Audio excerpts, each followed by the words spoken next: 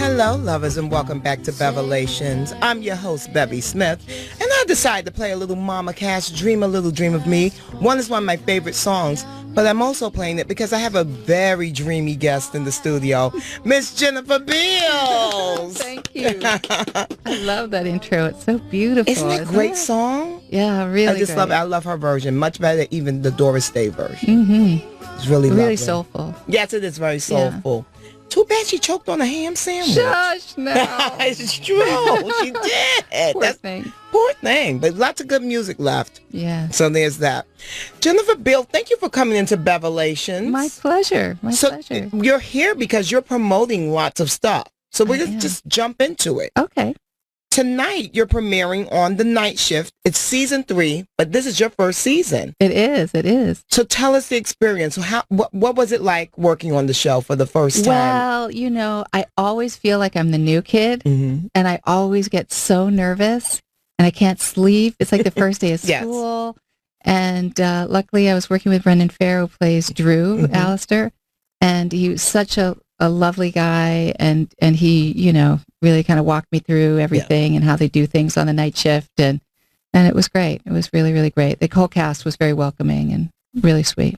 So you play a major and an army doctor who's in Afghanistan. It's your third tour? Yes, that's correct. Yes. So you're a tough gal, hard-nosed, in the middle of a divorce? Well, she's divorced, yeah. Divorced. And she have a finds child. out we have a child, and then she finds out her ex is getting engaged while she's tough over. stuff. Yeah, tough that's stuff. not good. So this is a really interesting character because you don't hear a lot about women who are fighting wars. That's you true. hear lots about men, of course, and granted they deserve it. But now, how long has it been that women have been fighting in combat? Like what? 10, 15 years now? Well, I think in some ways even longer if you count the pilots in World War II. True, that's right. There were female pilots in World War II. But those stories are very rarely told. So Absolutely. Is that what attracted you to this project? Absolutely. Like I was so curious about telling that story of what it means to be a female soldier, and then, you know, particularly a female soldier who's a mom, and then what it means to come home after having had that experience and then having to switch gears all of a sudden. You know, you're expected to be able to integrate into what is such a male domain overseas and in combat, and then you get home and you're, you know, baking bread and doing a PTA. Like, how does that? Yeah. How does that work? Yeah, how does that feel? And I think it's important to tell those coming home stories. Yeah, definitely. The thing I love about your career is that it's been so broad and vast and varied as far as the characters that you've played. And that's a blessing, as I'm sure you're aware of, right? Definitely. Because, you know, your kind of breakout role was in Flashdance, and then you were this sexy, you know, it was a sexy, provocative role. But you have managed to really avoid the, like, sexy ingenue for all those years. You really avoided it. Well, it'd be hard for me to play the sexy ingenue. Well, you wouldn't be the ingenue, but you would be the sexy grown woman, honey. You could be Mrs. Robinson any day. Any day. But how did you manage to kind of escape being typecast at that point in your career? Well, I think at a certain point, I just realized that I wanted to be an actor, you know, and I, in a way, became a character actor more than you know, the sexy ingenue kind of person. Yeah, the characters definitely were sexual, and but there's another aspect that's starting to happen now. Yeah, there's a depth and a nuance that you get to have in your career when you're 35 plus. Yes, thank you. That's what's funny. 35 plus, right? Yeah. Yeah. So it's like, I have a saying that gets greater later. And I do believe that if you believe that, then the world will kind of like open the door and like give you lots of different options. I absolutely hear you, and I completely believe that. Yeah. Yeah. And I think if you don't pigeonhole yourself, then perhaps other people won't pigeonhole you. Yes. Yes. So you have The Night Shift that's on NBC, but then you also have Taken that's coming on NBC in the fall. Right. So it might be actually 2017, early 2017, but yes, yeah. So you're a busy gal is what they're saying. I am. Now, Taken is a a prequel based on the famous movie with Liam Neeson, of course, but it's a prequel. So it's showing you how this guy came to be this kind of super kind of badass. Yeah. Exactly. And you get to play his boss, which I love. You're special deputy director of national intelligence. Yes. And you oversee an elite team of operatives. How sexy is that? But you're like a badass bee. Yeah, she's an Uber strategist. Yes. For sure. Mm-hmm. She's an Uber strategist, and she will do whatever it takes to keep as many people in the United States safe as she can, you know? I love that. Yeah. So all these roles that we're talking about right now, they take a certain level of intelligence. Or intelligent writing. Oh, intelligent writing. No, but if you're an idiot, you really can't do it because the writing is still going to be over your head. So I guess that whole Yale background comes in handy, huh, Miss Ivy? Well, I think it comes in handy in terms of doing the research. Right. You know, it's really fun. I really enjoy researching. Mm-hmm. And even, you know, sometimes it may not be necessary to do all of the different aspects of research, but I always feel like in some way or another they inform you. They inform your decisions when you're acting, right? I think so. Yeah. And even in small ways. And if nothing else, they make you feel, they give you the confidence that you did your homework. Yes. And they give you the confidence to show up and just kind of know when you see something, you're not just like a fish out of water. You're like, okay, I kind of remember that in my research. Right. You know, I think it frees you up to make really great, smart choices versus just stick to the script kind of or moments. Informed decisions. And you know, and I think it's also really important when you don't understand something to ask, or you don't know something, then you ask. And luckily, both on Taken and the Night Shift, we have really great consultants who you can go to and say, I don't understand what that means. Can you help me out with that? Yeah. But you're also an inquisitive woman. Well, I am curious. I mean, you're here on Earth. Right. And there's so many fascinating things. Mm-hmm. So many. Yeah. There's not enough time in the day. And I feel like while we're here, we should take advantage of learning as much as we can. I agree. I am also a big reader, and I'm also the reason why I love doing this show is because, you know, I can have someone like you on, but then I'll have like Cesar Millan on, and then I'll have like Kate Hudson, and then I'll have Lee Daniels. I always have like this really great melange of people that get to come on, and it makes my life much more interesting than versus if I was just doing like a straight kind of gossip show or straight pop culture. Right. I get to know so much about different people. So when I was watching, I watched a lot of interviews with you, and I read a lot of stuff about you, and you're from Chicago. Yes. And you're a biracial woman. And initially, that didn't really affect you as much, you being biracial. And when it started happening when you were like a kid. But initially, you weren't really aware that you were different than most of the other kids on the south side of Chicago. No, I didn't really think about it. Right. You didn't really think about it. No, because people didn't treat me differently. Right. And then when you get older, that's when the differences start to show up. Yeah, and right. I think when I said that, it makes me realize how much of your identity can come from how what people reflect back to you. You know, and then you've got to make a decision: do I accept that or not? I love that. I have this thing that I always say, you have to be, I'm really into being self-aware. So I'm always like, you know, who are you at your core? How do others perceive you? How would you like to be perceived? And then that's the work that you have to do in my mind. The work I have to do is to make sure that I'm being perceived the way I want to be perceived versus letting what others think of me dictate my movements. Right. Not worry about it. What other people think of you. Oh my gosh, life is way too short. Right. It's way too short. Yeah. But you know, the thing that I was reading about with you is that you really have this incredible background. You came up in the south side of Chicago, a rough part of town. Yes. Yes. But I didn't know it was a rough part of town. Yes. I thought it was lovely. Like, you know, whenever I would just even see grass growing on the sidewalk, I just get so excited because I just thought, oh, look, nature. Yes, exactly. You know, and it's just the grass coming out of the pavement. Right, exactly. But that's the way to look at things, and with that sense of wonderment, right? Because I'm from Harlem, and I had a very similar experience. Like I always say to people, Harlem has always been a community of folks who were just trying to make a way for their families, just like in any other community. Yes. You know what I mean? But of course, these places get maligned, and then people can't even see that. Like people have always asked me, weren't you afraid? I'm like, no, why would I be afraid? It was my neighborhood. Right. Yeah, that's how I felt too. Yeah. And then there's the problem when people are trying to make way for their family and trying to help their families, but they make decisions that ultimately damage their families. Exactly. And that happens in any community. Yeah, definitely. And it's just some of it is more visible. There you go.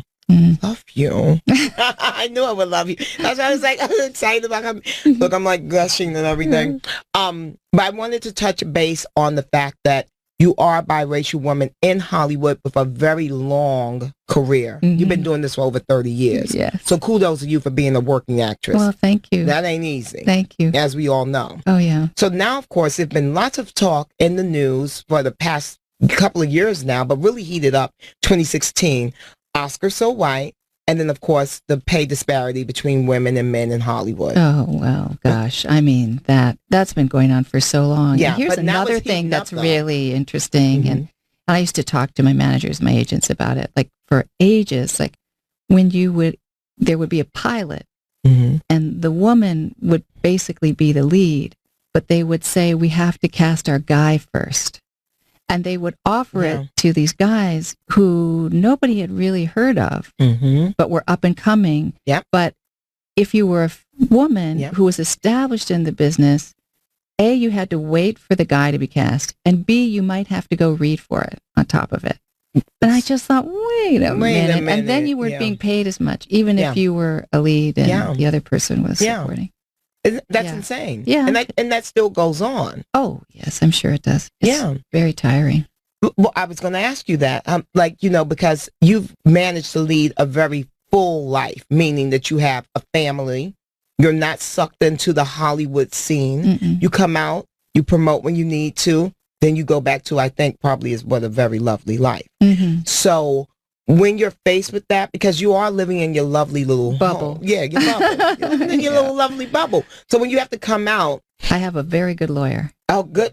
Yes, exactly. I have a very good lawyer. You have a very good lawyer. Yeah, and your we're team going to solve that problem. We're going to solve that problem. Yeah, and she solves that problem. And it's a she. Yes. High five. Yes. I love it. I love her so much. You have no idea. Yeah. She's so real and so ferocious and polite, but she's going to tell it like it is, and she gets it done. It's not Nina Shaw, is it? No. Okay. Nina Shaw is very like that too.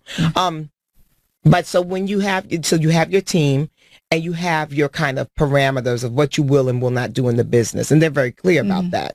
So they probably don't even send you a lot of stuff that comes their way for you because they're like, Jennifer ain't about to do that. Maybe not. But you know what's interesting? Even just when I was telling you that I got a lawyer, like I figured out, okay, I need a really strong lawyer.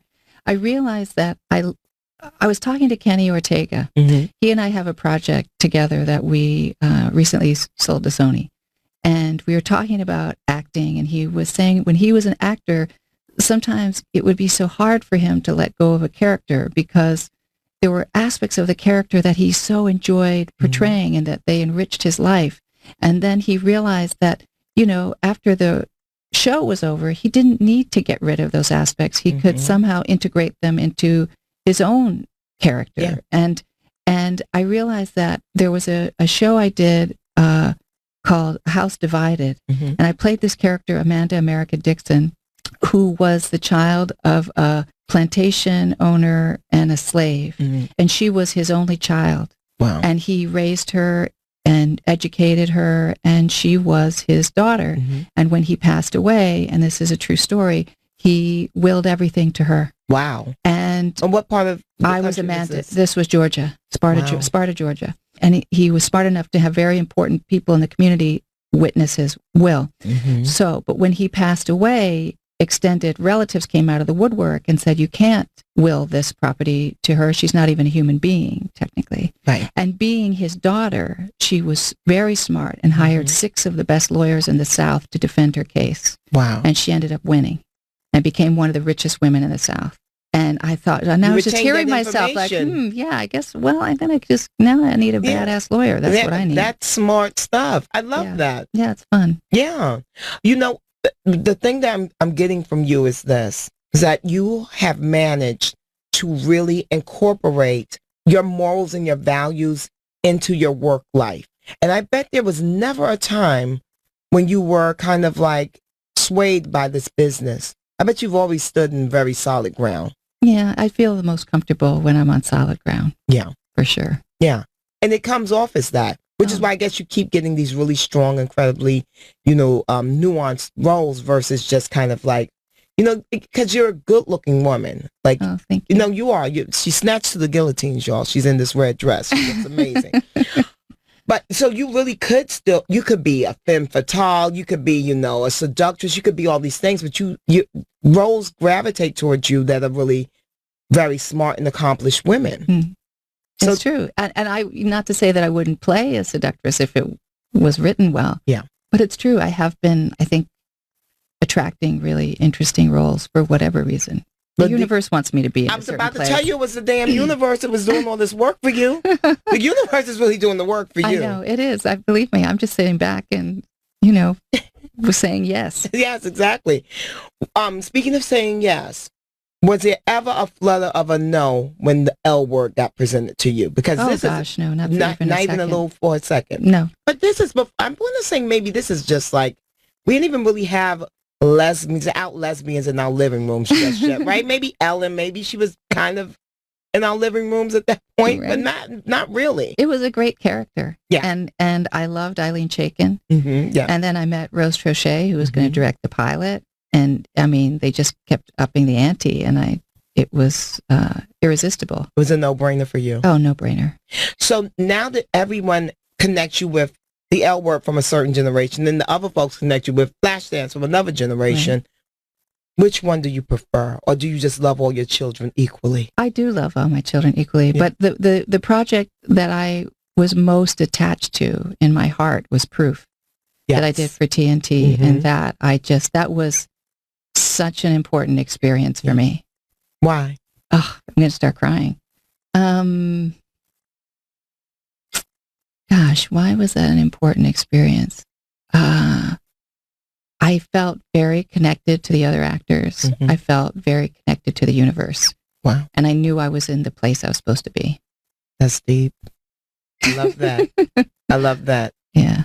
And so when it was canceled, how did you process that? Because as you said, you felt I ever did. I didn't process it. I mean, we worked very hard to get it a different home. Mm-hmm.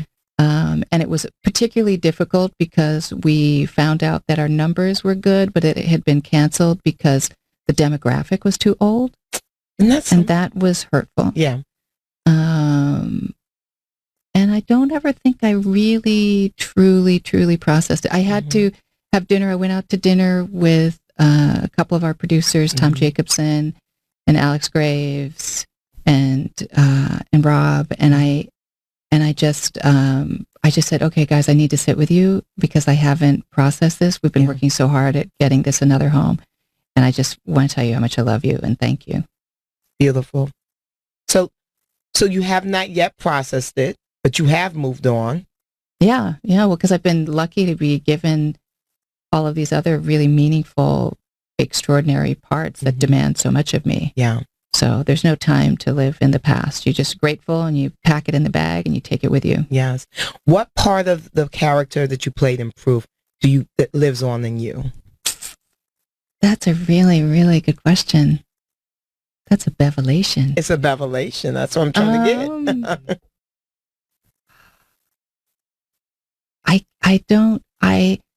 I know I completely believe that there is something that we cannot see. Mm-hmm. And we have guides. Yes. Whether you want to acknowledge them or not. We definitely do. And, but going into it, I already believe that. But I'm not sure what the takeaway is. But maybe when I come back, I'm going to think about that. Yeah. And figure out what that is. Because I know it's something. I do feel more solid. I feel more solid. Yeah. More connected. And just get her done. Get her done. I'm going to get her done. And I feel solid. Yeah. No, I tell this has been so great chatting with you because I am, I also do TV and I just did a big audition and my friends around me are like, oh my gosh. I said, guess what I do? I go on auditions and I leave it in the room. That's right. And I keep it fucking moving. Right. I can't.